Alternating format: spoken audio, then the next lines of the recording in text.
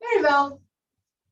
So let's talk about 10.3 and 10.4. We're going to talk about polar coordinates.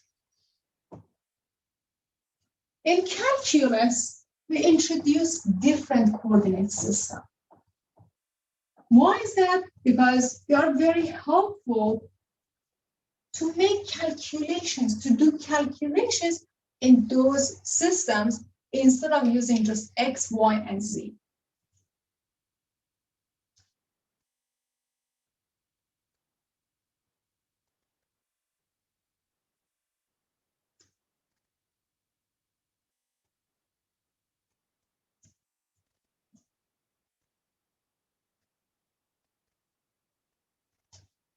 So,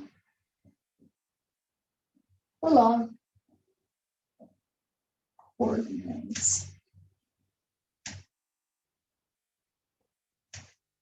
This is our objective. 10.3, 10.4. So here in calculus, we have different coordinate systems. We have many coordinate systems. So far, what you learned is X and Y and Z, rectangular coordinates.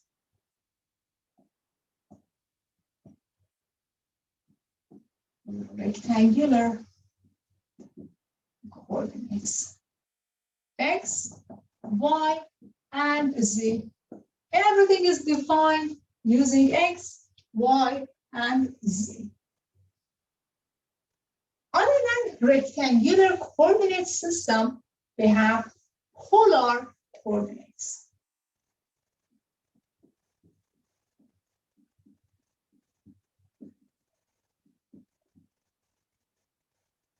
Instead of having X and Y in that system, we have R and theta. R and theta.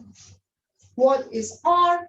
R is equal to square root of x squared plus y squared, and theta is the inverse tangent of y divided by x. Tangent inverse y over x. So in this system, we usually use x to make sure we have a direction, we have a starting point, but we don't use y. Here, we say that we have points like r and theta. This is a point that if you connect this point to the origin, it forms an angle, theta, with positive side of x-axis. So this is our theta. In 10.3, 10.4, our focus is on polar coordinates. Later on, we're going to talk about cylindrical coordinates and then spherical coordinates.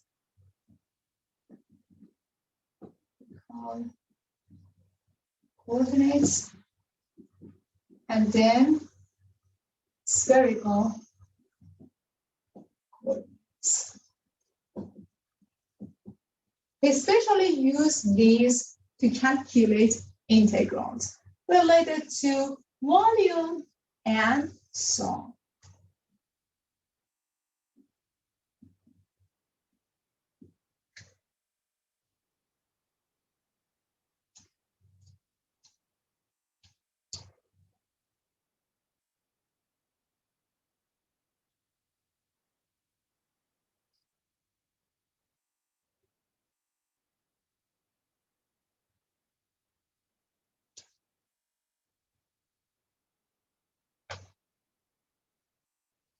Okay, suppose we have a point in polar coordinates. Let's go over some examples. Question says, convert point, the given point is 2 and pi over 3 into x and y. So remember that in polar coordinates, they have r comma theta.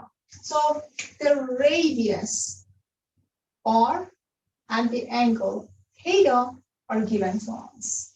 What's the relation? What's the connection between x and y and r? R is the square root of x squared plus y squared. And at the same time, x can be written as r cosine theta, y r sine theta. So x is r cosine theta and y is r sine theta. That's why when you take the square root of x squared plus y squared, sine squared plus cosine squared is equal to 1, and square root of r squared is just r. R is 2 times cosine of pi over 3. R is 2 times sine of pi over 3. So this is 2 times a half, which is 1. And this guy is 2 times square root of 3 divided by 2, which is square root of 3. So 2 and pi over 3 in polar world is the same as 1 and square root of 3 in rectangular world.